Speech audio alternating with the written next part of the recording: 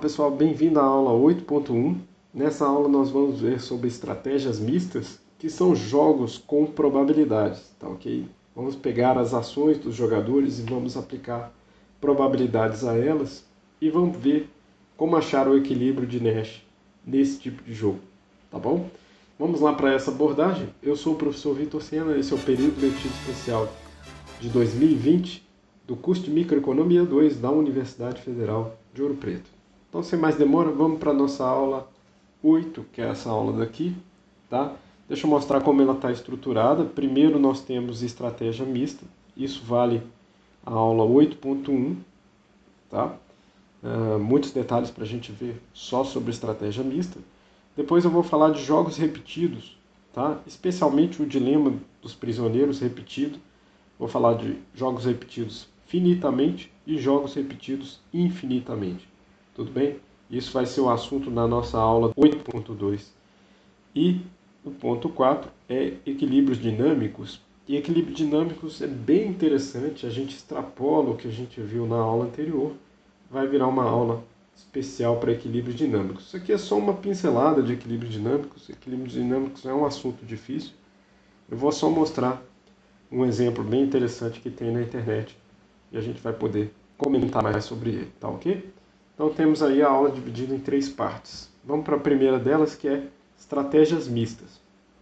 Bom, como nós vimos tanto na aula 6 quanto na aula 7, alguns jogos não apresentam equilíbrios de Nash com estratégias puras, mas possuem um ou mais equilíbrios quando são utilizados estratégias mistas.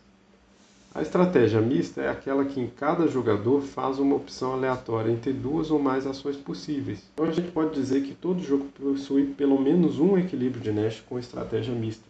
Tá ok? A estratégia mista é aquela em que cada jogador faz uma opção aleatória entre duas ou mais ações possíveis em um determinado jogo, com base em um conjunto de probabilidades escolhidas. Então, estratégia pura é quando nós temos duas opções e essas opções são tomadas de maneira integral. Ou você escolhe C com probabilidade 100%, ou você escolhe M com probabilidade 100%. Lembra lá do jogo da caça ao mamute, tudo bem? Bom, mas se eu colocar uma probabilidade ao jogar C e uma probabilidade ao jogar M, e essa probabilidade diferente de 100% ou zero, você não vai jogar C em todas as vezes. Você vai ter uma aleatorização sobre C, ou vai ter também uma aleatorização sobre M. Então, quando você associa uma probabilidade a uma ação, a uma estratégia, você tem a chamada estratégia mista. Ok? Bom, outro ponto que vocês têm que guardar também. Todo equilíbrio de estratégia pura é também um equilíbrio de estratégia mista. Então, alguns jogos só vão ter equilíbrio de estratégia pura e você tem que lembrar que isso é coincidente com a estratégia mista de jogar 100% uma determinada alternativa. O dilema dos prisioneiros, por exemplo, só tem o equilíbrio de estratégia pura trair e trair para os dois jogadores. Isso quer dizer que a estratégia mista, nesse caso, é jogar trair com 100% de certeza para o dilema dos prisioneiros. Tá ok?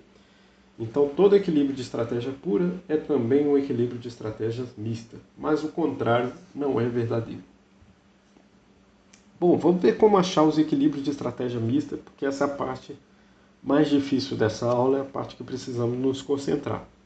Tudo bem? Para encontrar o equilíbrio de estratégia mistas, vamos ver primeiro como encontrá-lo em um jogo sem equilíbrio de estratégia pura. Tá? Vamos lembrar o jogo das moedas, que eu chamei de jogo dos centavos. Aqui está o nome do jogo em inglês, que eu vou evitar de falar por falsa sonoridade, tá ok? O jogador que escolhe lados iguais está nas linhas e o jogador que escolhe lados diferentes está nas colunas. Então lembre da explicação lá. Dois jogadores possuem moedas, eles vão escolher o lado dessa moeda ou jogar para cima, tanto faz. Quer dizer, eles podem inclusive podem escolher mostrar cara ou podem escolher mostrar coroa. O jogador que eu estou fazendo aqui em azul ganha a moeda do adversário quando os lados das moedas são iguais. Então, quando é cara na moeda dele e cara na moeda do adversário, ele ganha a moeda do adversário.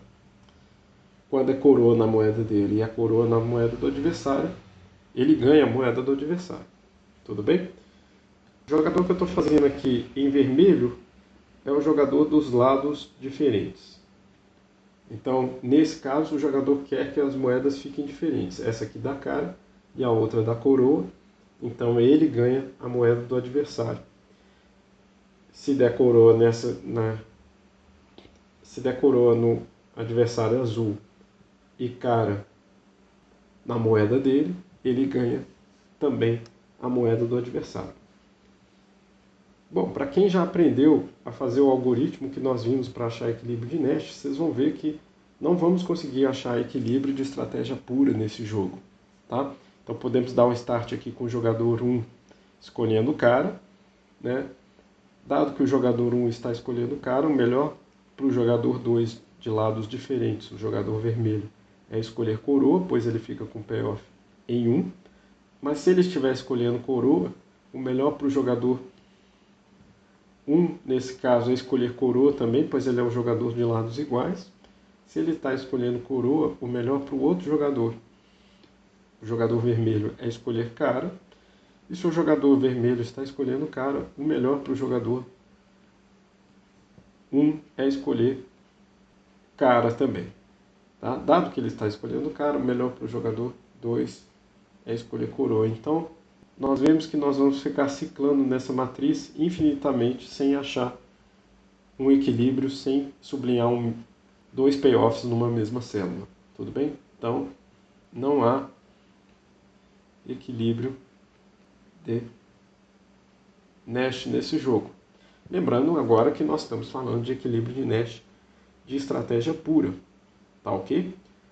Bom, mas esse jogo possui equilíbrio de Nash de estratégia mista. E eu vou mostrar para vocês como calcular esse tipo de equilíbrio, tá bom? Então, como achar os equilíbrios de Nash de estratégia mista? Bom, calcular o equilíbrio de Nash de estratégia mista equivale a encontrar probabilidades associadas a cada estratégia. Então, o que nós temos que procurar aqui, dado que não existe equilíbrio em estratégia pura, é qual probabilidade o jogador 1 deve escolher para jogar cara e qual probabilidade ele deve escolher para jogar coroa. Como são apenas duas opções, eu posso traduzir as probabilidades em P e 1 menos P, tá ok? Então, ao associar essas probabilidades P e 1 menos P, estamos fazendo uma estratégia mista.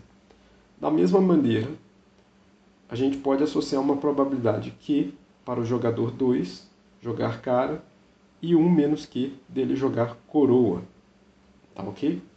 K aqui vem de crown, tudo bem? Dado que as iniciais dessas duas estratégias começam com C, tá bom? Vamos, por convenção, usar o K como coroa.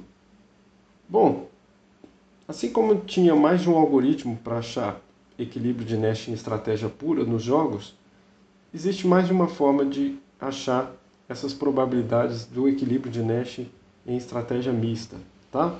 Elas envolvem fazer a utilidade esperada do jogador 1 e a utilidade esperada do jogador 2. Eu vou mostrar aqui como fazer das duas maneiras, tá ok? Deixa eu começar pela maneira que eu gosto mais, mas tem professores e alunos que preferem a outra maneira. Então vamos continuar nesse jogo dos centavos aí para a gente pensar. No jogo dos centavos, nós temos que o jogador das linhas possui a opção de cara e coroa, né? E a gente falou que ele vai jogar probabilidade P para cara e 1 menos P para coroa, não foi isso? Tudo bem, eu vou deixar cada célula dessa matriz ainda vazia para mostrar um conceito para vocês, tá bom? E o jogador das colunas, que era o jogador de lados opostos, também podia escolher cara, também podia escolher coroa, mas nós falamos que cara ele ia escolher uma probabilidade Q e coroa ele ia escolher com uma probabilidade 1 menos Q. Tá ok? Bom, aqui dentro de cada uma dessas células eu vou colocar as probabilidades associadas, pois nós estamos falando aí de uma probabilidade que vem do jogador em azul e uma probabilidade que vem do jogador em vermelho, tudo bem? Então, no centro dessa célula aqui eu posso colocar a probabilidade P vezes Q, tá bom? Então, P vezes Q é a probabilidade dessa célula à esquerda superior acontecer. Tudo bem? Bom, vocês já podem estar pensando aí. A célula na direita superior tem uma probabilidade P vezes 1 menos Q de acontecer. Tudo bem? E a probabilidade no canto esquerdo inferior tem uma probabilidade 1 menos P vezes Q de acontecer. Tudo bem? E essa última célula que falta ser preenchida tem probabilidade 1 menos P vezes 1 menos Q. Então, em cada quadrante aí está representada a probabilidade de cada célula acontecer. Bom, mas eu posso rememorar vocês quais eram os payoffs desse primeiro jogador, né? Vamos considerar só os payoffs do jogador azul por enquanto, para ficar mais fácil de obter a utilidade esperada apenas dele. Então ele tinha 1 aqui, menos 1 aqui, menos 1 aqui e 1 aqui. Tudo bem? Então, para achar a utilidade esperada desse jogador, eu vou multiplicar esses payoffs pela probabilidade de acontecer cada uma dessas células. Tudo bem? E somando todas essas contas aqui, isso será a utilidade esperada do jogador 1. Deixa eu escrever isso de preto aqui nesse slide. Então, a utilidade esperada do jogador 1 é 1 vezes P vezes Q, mais menos 1, que é o payoff, vezes P vezes 1 menos Q, mais menos 1, que é o payoff de novo, vezes P vezes 1 menos P vezes Q, fiquei sem espaço aqui, vou continuar embaixo, mais 1 vezes 1 menos P vezes 1 menos Q. Tudo bem? Bom, eu posso juntar esses payoffs todos, eu vou ficar com o seguinte, vou ficar P vezes Q menos P mais P vezes Q, tudo bem? Fazendo esse termo daqui, menos Q mais P vezes Q mais 1 menos Q menos P mais P vezes Q. Tudo aqui é igual à utilidade esperada desse jogador. Bom, mas esse jogador está fazendo o seguinte, ele está tentando maximizar a utilidade esperada dele, dado a única coisa que ele pode escolher aí. Ele pode escolher a probabilidade de jogar cara ou de jogar coroa.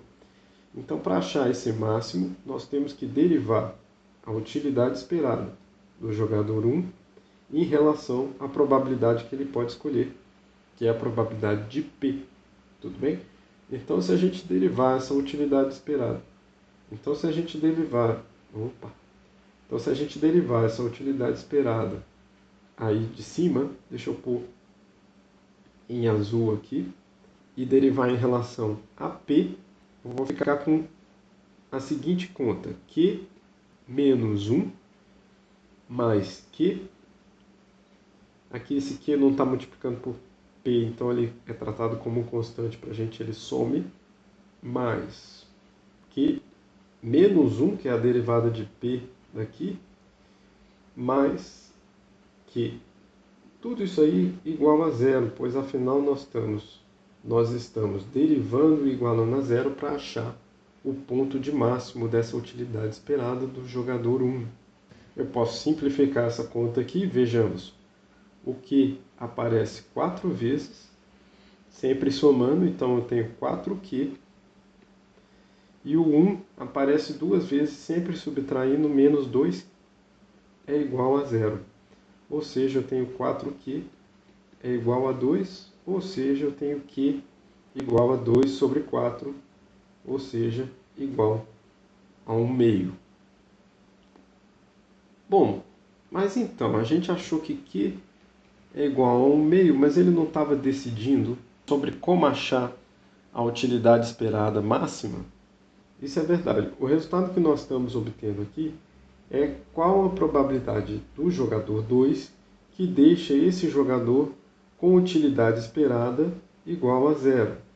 E no caso, zero é a melhor coisa que ele pode obter, pois esse jogo, ao jogar probabilidades diferentes, você só pode esperar um resultado menor do que zero. Então zero é a melhor situação. Mas a melhor interpretação aqui é de que Q igual a 1 meio é a probabilidade do jogador 2 que deixa o jogador 1 indiferente entre escolher cara ou coroa, C ou K, tá ok? Interessante aí, a gente pode fazer a mesma coisa para a utilidade esperada do jogador 2. Então, se eu fizer utilidade esperada do jogador 2, está lá no slide, mas eu vou mostrar para vocês aqui. Eu teria que simplesmente pegar essas probabilidades em cada uma das células, em vez de multiplicar pelos payoffs de 1, eu vou multiplicar pelos payoffs de 2, do jogador 2. Então, repara que essa equação vai ficar menos PQ mais P vezes Q mais P vezes 1 menos Q mais 1 menos P vezes Q menos 1 menos P vezes 1 menos Q. Você pode parar a aula para dar uma conferida nessa utilidade esperada que eu estou obtendo para o jogador 2. Juntando essas multiplicações, eu vou ficar com menos PQ mais P menos PQ mais Q novamente, menos PQ, menos 1 mais Q mais P menos PQ. Está um pouco apertado aqui, mas deu. Tudo bem? Podemos juntar todos esses termos novamente. Repare que menos PQ aparece 4 vezes, então vou ter menos 4PQ mais 2P mais 2Q menos 1.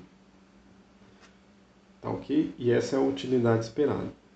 Como nós fizemos para o jogador 1, nós temos que derivar a utilidade esperada do jogador 2 em relação a Q, que é a probabilidade que ele escolhe, e igualar isso a zero. Então, fazendo essa derivada da utilidade esperada em relação a Q, nós temos menos 4P. Aqui não tem nenhum termo Q, então isso some, vai para zero. Mais 2, e aqui é uma constante, vai para zero também. Tudo isso aqui é igual a zero. E nós vamos encontrar que P é igual a 1 meio. Como no caso anterior, essa é a probabilidade do jogador 1 que deixa o jogador 2 indiferente entre jogar cara ou coroa. Tudo bem? Então, o raciocínio é similar ao que nós fizemos anteriormente.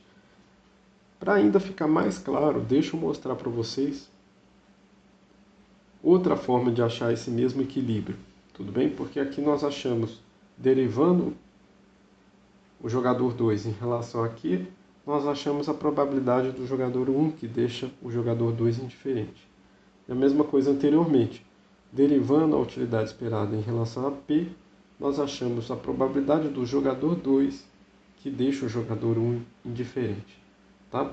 Deixa eu mostrar isso para vocês de outra maneira. Para mostrar isso de outra maneira, deixa eu fazer um artifício aqui de separar a matriz desse jogo em duas linhas. Tudo bem? Então vamos pegar aqui o jogador 1 e separar as linhas dele dessa forma, tá? Lembra que ele podia escolher cara, ele podia escolher coroa, e ele tinha o payoff de 1 e menos 1 aqui dentro, e menos 1 e 1 na linha de baixo, tudo bem?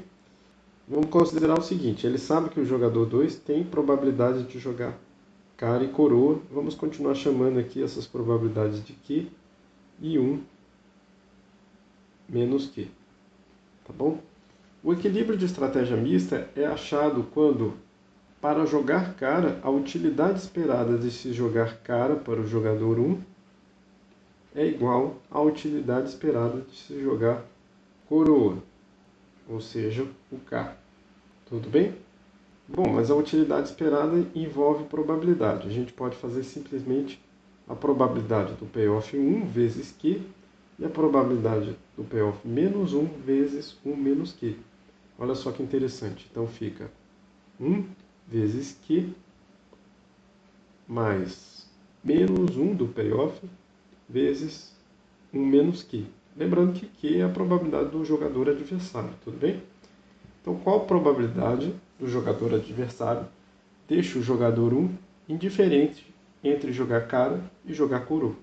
Aqui do lado direito nós vamos fazer menos 1 vezes Q mais 1 vezes 1 menos Q. Tudo bem?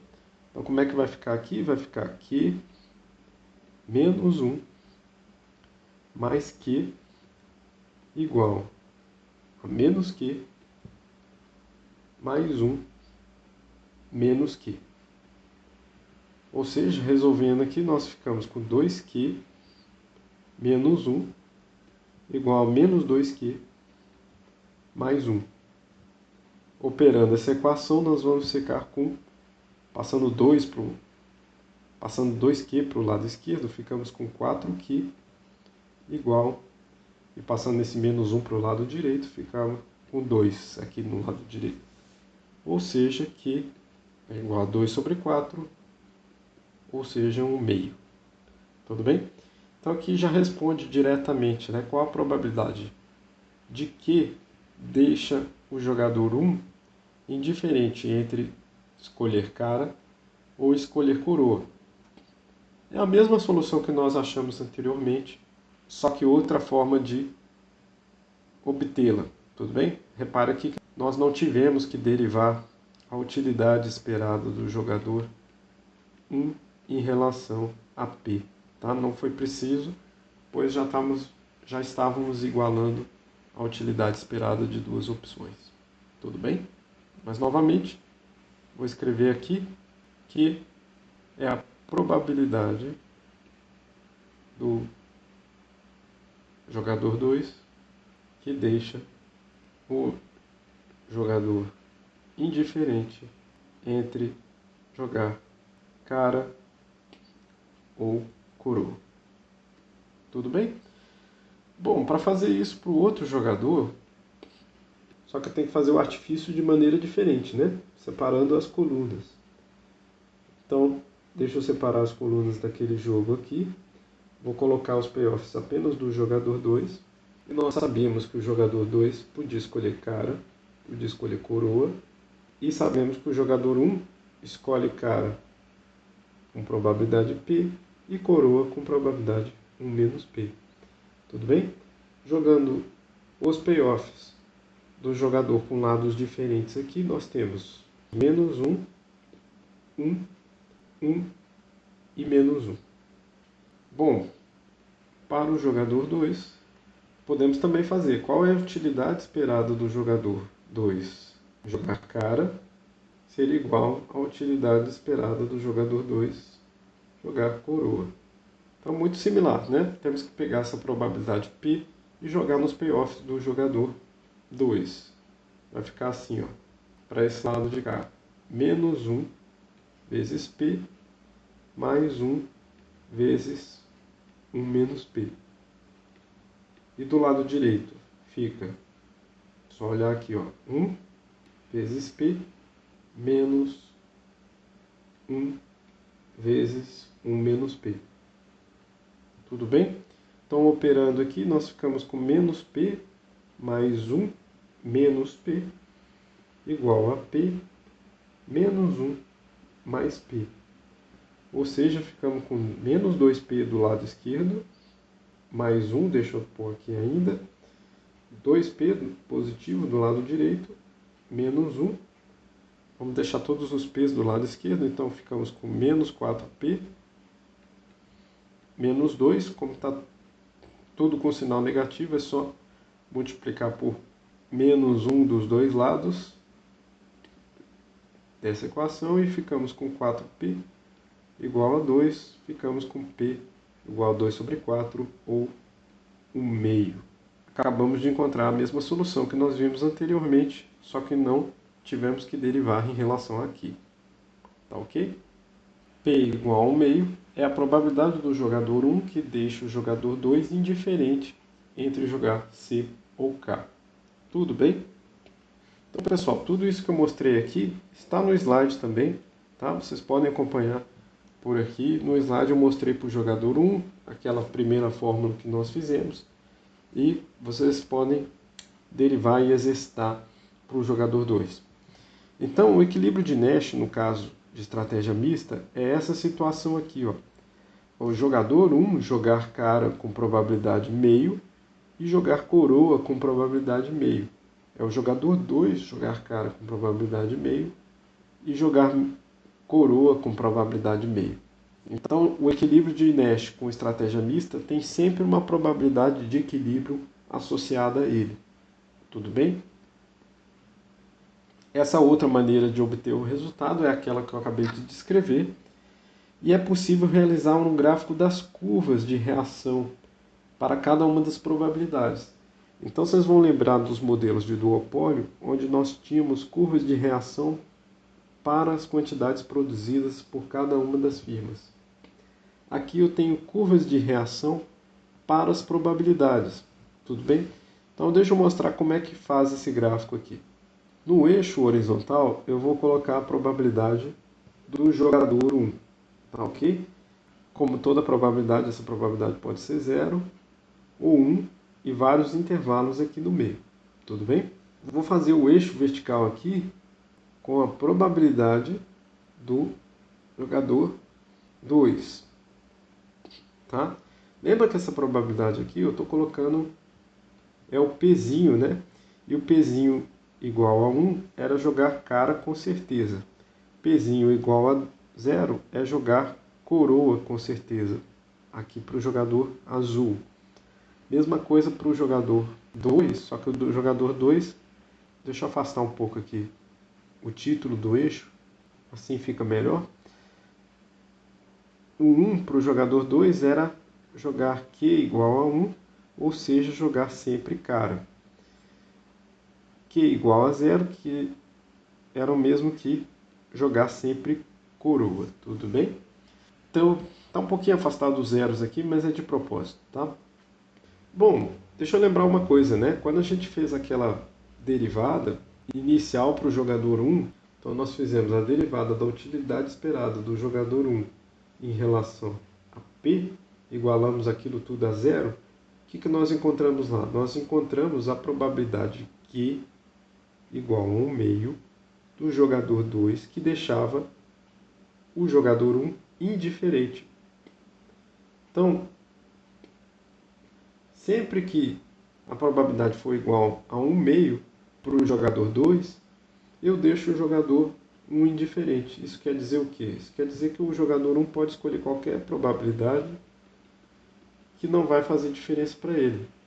É isso que aquela primeira continha que nós fizemos lá fala, tá? Posso escolher qualquer probabilidade aqui, dá na mesma, pois o outro está jogando perfeitamente cara e coroa meio a meio. Tudo bem? Aqui essa reta eu tenho que fazer de azul, na verdade. A curva de reação dele aqui simplesmente fala, olha, eu posso jogar qualquer probabilidade que para mim está bem. Porém, se o jogador 2 estiver jogando Q com qualquer probabilidade maior do que 1 meio, qualquer coisinha maior do que 1 meio, vai fazer valer a pena o jogador 1 jogar cara com certeza. Tudo bem? Então, se esse jogador 2 joga qualquer coisinha de cara um pouquinho a mais, faz com que o jogador 1 fique melhor jogando cara com certeza. Então, a partir do momento que a probabilidade de 2 é um pouquinho maior do que meio, o jogador 1 joga cara com certeza. Tudo bem? E para a situação onde Q é menor do que um meio, aí vale a pena o jogador 1 jogar P igual a 0, quer dizer jogar sempre coroa. Tudo bem? Então, a curva de reação aqui é uma curva de reação que não é bem curva, né? Uma curva segmentada, assim, né? Mas é uma curva de reação em relação às probabilidades. Aqui, sempre que o jogador 2 estiver jogando probabilidade menor do que um meio para cara, vale a pena ele jogar sempre P igual a 0. Tudo bem? Sempre que o jogador 2 estiver jogando qualquer probabilidade para cara maior do que o meio, vale a pena ele jogar sempre P igual a 1. Tudo bem? Então, por isso que tem esse comportamento aqui. Tá bom?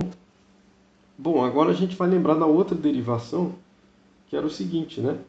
Existia uma probabilidade P igual a 1 meio que deixava o jogador 2 indiferente.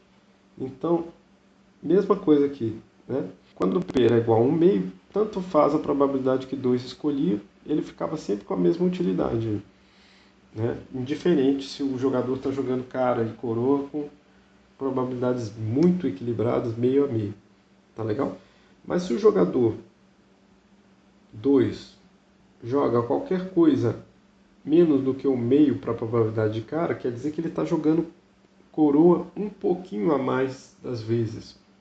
Tá legal? E se ele está jogando coroa um pouquinho a mais das vezes, esse cara aqui que gosta de moedas de lados diferentes vai jogar cara 100% das vezes. Então ele vai jogar 100%, vai jogar Q igual a 100 ou 1, no caso das probabilidades, sempre que estiver nessa região daqui.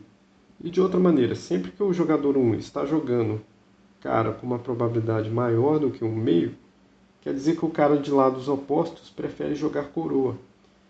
E aí ele vai jogar coroa sempre, o que quer dizer fazer Q igual a 0. Então ele vai jogar por aqui. Tudo bem?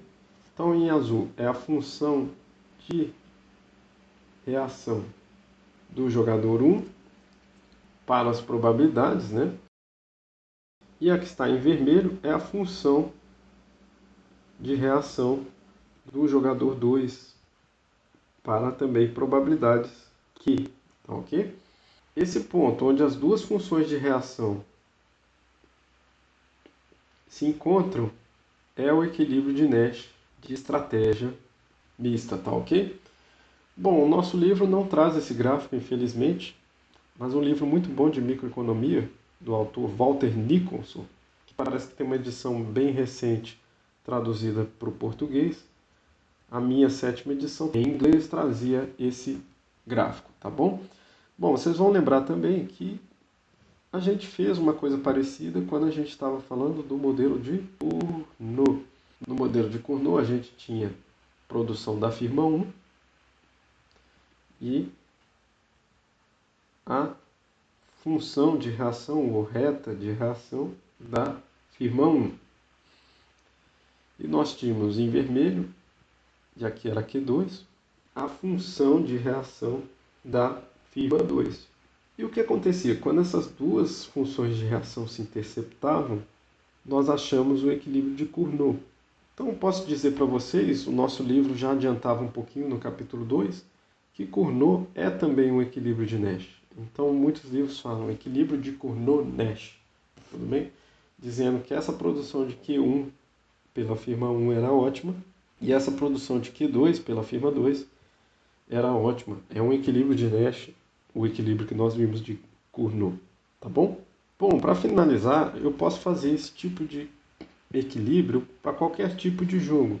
No caso do dilema dos prisioneiros, colocando P como a probabilidade de trair e Q como a probabilidade de trair pelo jogador 2, como são estratégias dominantes, eu posso simplesmente colocar constantes aqui, constantes com P igual a 1, pois é uma estratégia dominante, sempre vale a pena trair no dilema dos prisioneiros, e Q igual a 1, sempre vale a pena trair para o jogador 2 também. E como eu disse no começo dessa aula, o equilíbrio de estratégia mista de um jogo que tem estratégias dominantes é coincidente com o equilíbrio de estratégia pura nesse caso. Jogar, trair 100% das vezes. Então vamos voltar para o nosso slide. É assim que acha os equilíbrios de Nash. Está aqui o mesmo gráfico que eu mostrei para vocês. Probabilidade do jogador 1 e probabilidade do jogador 2 em vermelho. Tá? Tem outro jogo que chama Batalha dos Sexos. Eu não vou calcular aqui, pois a aula já está bem grande, mas esse jogo possui 2 equilíbrios de Nash. Tudo bem? Aqui no caso é luta e luta e cinema. Tudo bem? Esse jogo é descrito como um casal que não pode se comunicar e só há 2 opções para eles poderem se encontrar em um mesmo lugar. Tudo bem? Dê uma lida no capítulo 13. Esse exemplo aparece lá, mas eu quero que vocês calculem, além do equilíbrio de Nash de estratégias puras, o equilíbrio de Nash de estratégia mista. Tudo bem? Então o que vai acontecer nesse jogo é que as curvas de reação vão ficar desse jeito aqui, ó. Esse aqui é o equilíbrio de Nash de estratégia mista que você tem que achar. E esses 2 pontos que eu estou assinalando agora aqui são os equilíbrios de estratégia pura, que é só usar aquele algoritmo que eu já mostrei para vocês para encontrar esses equilíbrios para o jogo de Batalha dos Sexos, tá bom? Se vocês tiverem muita dúvida, eu posso explicar lá nos fóruns o que acontece. Mas já tenho que passar para outra aula, que é a aula de jogos repetidos finitamente e infinitamente. Vejo vocês na aula 8.2. Até lá. Tchau, tchau.